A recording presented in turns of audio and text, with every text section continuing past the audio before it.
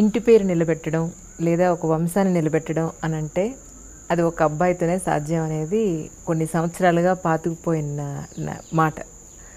మరి మీ విషయంలో మీ తల్లిదండ్రులకి మీరు వంశాన్ని నిలబెట్టారని అనుకుంటే మరి మీ వంశాన్ని మీరు మరి ఇప్పుడు మీ సన్యాసాశ్రమంలో అది ఎలా వీలవుతుంది? మరి మీ తదనంతరం మీ వంశాన్ని నిలబెట్టాలి అని మీకు ఎప్పుడు అనిపించలేదా? వంశము అనేటటువంటిది ఒక్క వ్యక్తి వల్ల ఎప్పుడు నిలబడదు. అబ్బాయి వల్లనే నిలబడుతుంది అనే నియమం కూడా ఏమీ లేదు. సో అమ్మాయిలైనా నిలబట్టచ్చు. ఇది అమ్మాయి ఇంటి పేరు మారిపోతుంది కదా. మరి ఇంటి పేరు మారినా వంశము అనేది నిలబెట్టడానికి పర్పస్ ఏంటి? ఆ వంశంలో పూర్వులు కొన్ని మంచి పద్ధతుల్ని వాళ్ళు పాటించారు. ఆ పాటించిన పద్ధతుల్ని తర్వాత జనరేషన్స్కి అందించాలి అని వాళ్ళు దే అస్పైర్డ్ ఫర్ దట్. మనకి పర్పస్ అదే కదా, వంశపు మర్యాద, వంశపు గౌరవం లేదా ప్రతిష్ట, ఆచారం. They are certain practices which they followed and they made the generations to preserve that practice. దాన్నే మనం సంప్రదాయము అని పేరు పెట్టి పిలుస్తాం దాన్ని. సో ఈ సంప్రదాయ పరిరక్షణ కోసమనే వివాహ వ్యవస్థ అయినా లేదు సంతానం కావాలి అని అనుకున్న పర్పస్ అది. అది చేయగలిగిన వ్యక్తి మరొకరు ఉండేటప్పుడు అందరూ చేయాలి మంచిదే, కానీ దానికంటూ కొంతమంది ఉన్నప్పుడు మిగతా వాళ్ళు మిగతా కార్యక్రమంలో ఉండడానికి కూడా ఆక్షేపణ ఏమీ ఉండాల్సిన అవసరం లేదన్నమాట.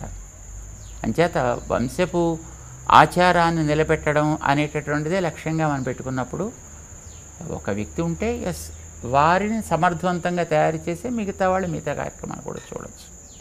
అంటే సామాన్య ప్రజల ఆలోచన ఎలా ఉంటుంది అని అంటే ఈ మధ్యకాలంలో ఒక స్వామీజీ ఫెమిలియర్ అయిన తర్వాత రాజకీయ నాయకులు ఆ స్వామీజీకి దగ్గర అయిపోతున్నారు, టాప్ మోస్ట్ బిజినెస్ మెన్లు స్వామీజీకి దగ్గర అయిపోతున్నారు. ఇలా అవ్వడానికి ప్రధాన కారణం ఏమిటి అనేది? స్వామీజీలకి రాజకీయ నాయకుల్లోనూ బిజినెస్ పీపుల్ దగ్గర అవుతారని ఏం లేదు. సాధారణంగా business people and political people think that these people are able to do certain things beyond our capabilities. వాడేదో మంత్రమో తంత్రమో చేసి ఏదో మనకి కాస్త శక్తిని ఇస్తే మనం అనుకున్న కార్యాలను బాగా సాధించగలుగుతాము అనే ఒక భావం వాళ్ళల్లో ఉండి ఉండొచ్చు. నిజానికి సాధువులు కనుక అట్లా చేయగలిగిన వాళ్ళు అయినట్టయితే వాడు తన దగ్గరికి వస్తేనే చేయాలని నియమం లేదు. ఇందాక మీరు అడిగారు చూడండి, ఏమంటే మీరు ఎందుకు ముట్టుకోనివ్వరు అని. సే ఒక ఫ్యాన్ తిరుగుతోంది అని అనుకోండి, what you expect out of that? Some nice breeze, మంచి గాలి వేయాలి, మనకి కాస్త తాపాన్ని తగ్గించాలి. సో దీన్ని మనం కోరుకునేది ఫ్యాన్ నుంచి. అది నిజంగా ఫ్యానే అయినట్టయితే, అది నిజంగా తిరగగలిగిందే అయితే దాని వెళ్ళి నువ్వు పట్టుకోవాల్సిన అవసరం లేదు, అది నిన్ను పట్టుకోవాల్సిన అవసరం అంతకంటే లేదు. దాని మానాన తిరుగుతుంటే నీకు గాలి వేస్తుంది, నువ్వు యూ ఫీల్ కంఫర్టబుల్. రైట్? దాన్ని పట్టుకుని మనం తిప్పితే తప్ప అది మనకి గాలి వేయని స్థితిలో ఉందనుకోండి, అప్పుడు అలాంటప్పుడు ఆ ఫ్యాన్ తీసి పక్కన పెట్టేయడం చాలా సుఖం. మన చేతిలో విసనకర్ర పట్టుకుంటే అప్పుడు మనకు కావాల్సినట్టుగా అది గాలిని ఇస్తూ ఉంటుంది కదా. సో మాలాంటి వాళ్ళం బహుశా ఫ్యాన్స్ లాంటి వాళ్ళమేమో.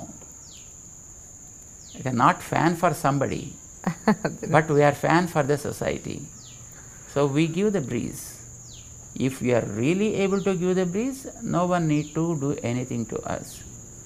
And if we really can't give that kind of breeze, I think coming and doing any kind of thing will serve no purpose. అప్పుడు వేస్ట్ కదా. అప్పుడు వీడుకుంటే పాపాలు మిగతా వాళ్ళకి అంటుకుంటాయి ముట్టుకుంటే. And for more videos, please subscribe to iDream. Please subscribe to iDream. Please subscribe iDream. And please subscribe to iDream. For more videos, subscribe to iDream. please like, share and subscribe to the channel. Congratulations, iDream. Subscribe to iDream. Subscribe to iDream. So subscribe to iDream Media. iDream team అందరికి huge congratulations. Please subscribe iDream Media. Please subscribe to iDream. Subscribe iDream. Please subscribe to iDream. iDream అంటే నా కళల ఛానల్ను subscribe చేసుకున్న నోరు తిరుగుతలేదు, మీరైతే గంట గుర్తు కొట్టండి. For more such videos, please subscribe to iDream. Subscribe to iDream. Please subscribe to iDream. Please subscribe iDream Media. Please do subscribe to iDream. Please subscribe to iDream Media. For best entertainment and information, please subscribe iDream. And don't forget to subscribe to iDream.